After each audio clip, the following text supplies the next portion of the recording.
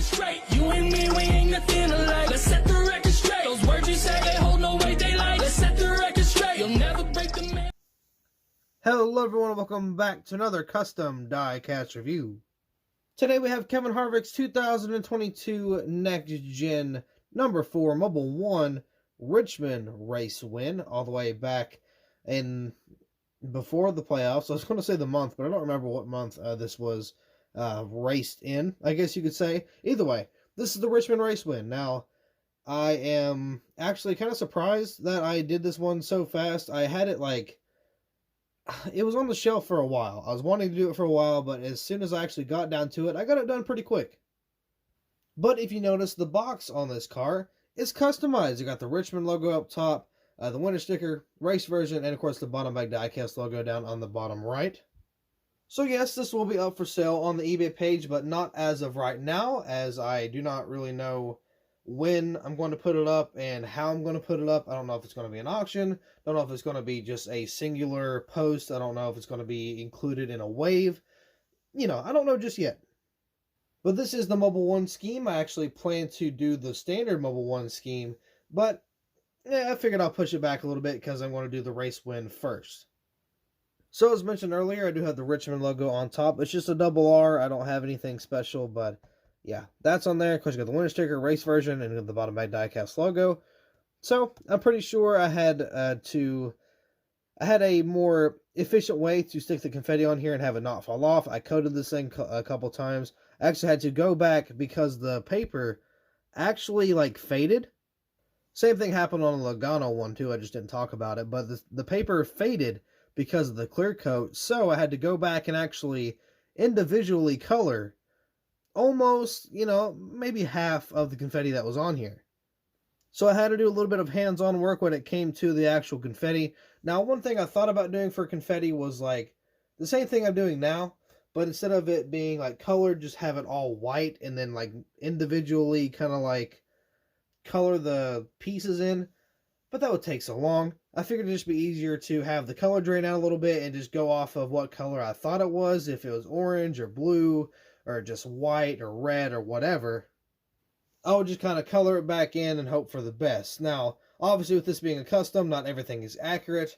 I'm pretty sure the winter stickers aren't accurate. I don't think there is a winter sticker on this one. I'm sure, obviously the confetti is not as accurate as it should be.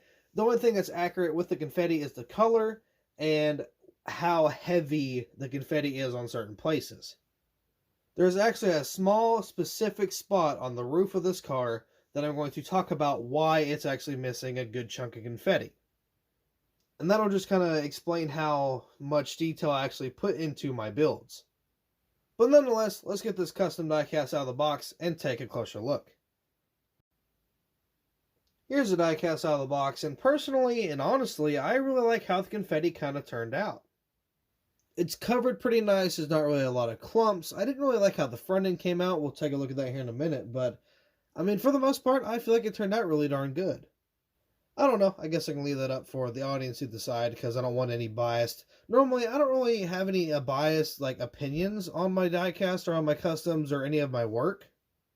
I actually criticize myself pretty hard when it comes to these things, but, sometimes I'll give credit where I believe credit's due. If I do something a little special that I don't really do often, I'll kind of point it out every now and then.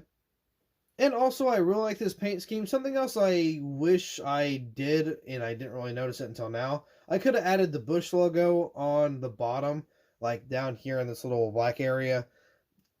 Not gonna lie, kind of forgot that was there and just kind of skipped over completely. Obviously, I didn't mean to. But if I were to ever remake this car, I would absolutely put that logo there just for a little more realism. Again, kind of forgot about that little detail, but it happens. Sometimes I rush into things and, miss a few things that I should have caught, very early into the process of making this custom. But again, it happens. I don't know if these are getting made in the 1/64 scale. I don't think they are, but, I figured I'd make it nonetheless. So, on the hood. Got Mobil 1 just covered in the confetti. Let's see, looks like we got yellow, blue, orange, and white confetti as far as I can tell. You can see it's kind of scattered moderately across the hood there. Got kind of a moderate coating. I got some more race damage, not really race damage, I keep saying race damage, race wear across the front end here. I could have a little lighter, but I mean, I think it makes the car look good. Got the the front windshield, which is almost like impossible to read. It's pretty heavy, it's pretty caked on there, but there's a little spots, or a couple spots you can see the Ford and Harvick and stuff, but for the most part, she's pretty caked.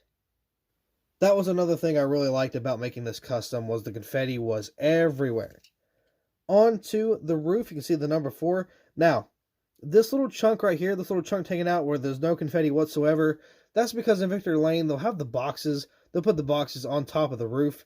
The box was covering this little area, so there was no confetti that landed on that spot because the bottom of the box was, in the way. However, everything else around it was not so fortunate, and we got covered in confetti. So we got the number 4 right there, hard to see. Harvick right there, I think there's a little more confetti, but it kind of fell off. So, I mean, it's no big deal. A little bit more confetti, a little more heavy on the deck lid. But you do have some covering that rear windshield. Got Harvick there on the name banner. Mobil 1 on the deck lid, you can't see it, but it's there. I promise. I mean, you can see it, but just barely. Mobil 1 back there, got Ford, Mobil 1 once again. And, of course, you got the number 4 right there on the right side. It looks like the taillights are a little wonky, especially on that left. Got the pop rivets there on the splitter. Or, not the splitter, I'm sorry, the spoiler. I feel like it looks pretty good. That was not something I did, but Lionel makes the pop rivets on the spoilers now, and I think it looks really good. So, good on them. Makes a diecast look a little better when it's customized. A little bit of race wear going down the side. A little bit more confetti across the Mobil 1. Got Hunt Brothers Pizza Pristine Auction. Subway, I believe, got Good Wrench right there. Gear Wrench, not Good Wrench. Oh my gosh. Oh, rest in peace, Good Wrench. Gear Wrench is what I meant to say. Kevin Harvick got some confetti on the windows on the side there. Ford, Mobil 1, Haas, Hunt Brothers Pizza, and the Rush Truck Centers there. Got the Pegasus there, of course, the missing Bush logo. Again, I wish I threw it on there. Got some more confetti down the side. Got the number 4 with a little bit of confetti on it. Got the NASCAR Cup Series logo there. Got Goodyear. The Sunoco logo is a little covered. Now, the front end, I didn't really like how the front end turned out, because how it was on the car was this front grille was completely covered, and then it got really thin around the splitter, and it just kind of looks all jumbled up. As you can see along the sides, I tried to thin it out a little bit and kind of pack it in here, so, I mean, I did my best. I don't think it's too perfect or too awesome, but I gave it an honest shot, and I guess that's really all that matters. I mean, it's not terrible. I just think the pieces are a little bit too big in order to kind of really pack it down into the vent there. But, yeah, I got the confetti covering the front splitter here, especially that front, the grill intake on the bottom, or the air intake on the bottom is just covered in confetti. Got some more over here. Got the Goodyear logo. It's kind of missing a chunk. I think it's a Lionel error, to be honest. I got some more confetti on the side going up to the window here, or on the windshield, I mean, kind of coming down just a little bit. Got the number 4, got some more confetti, the Pegasus Mobil 1, then over here got some more confetti on this left side of the window. Of course, it's covering the shark fin and all that good stuff there. A little bit of fuel spillage coming out of the fuel cell, and of course, there's like some confetti on the back spoiler, which I forgot to mention. Window net is down. If I brighten it up, you can really see on the inside there. Let's see here.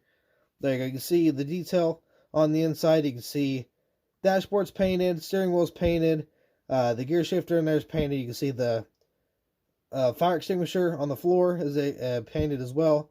Got the very sloppy job of a roll cage, but that is also painted in there. It's hard to see, but I promise I got the detail going on. Oh, hit my camera, but yeah. Got some detail on the inside, not really a lot on the bottom. The only thing I did was the glue, where it was like a bubbly glue, meaning it would kind of bubble up, turn white. I would kind of push it back down, pack it into the car, and then kind of paint over it. That way it'd match a little better. But I mean, other than that, that's pretty much it. I've got a lot of detail put into this thing. I really like the confetti. I feel like that was one of the key factors to this car.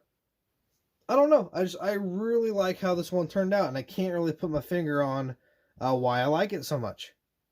I do not like it enough to keep. If I really wanted to, I could redo the Bowman win from Las Vegas, but I don't think I'll have the time.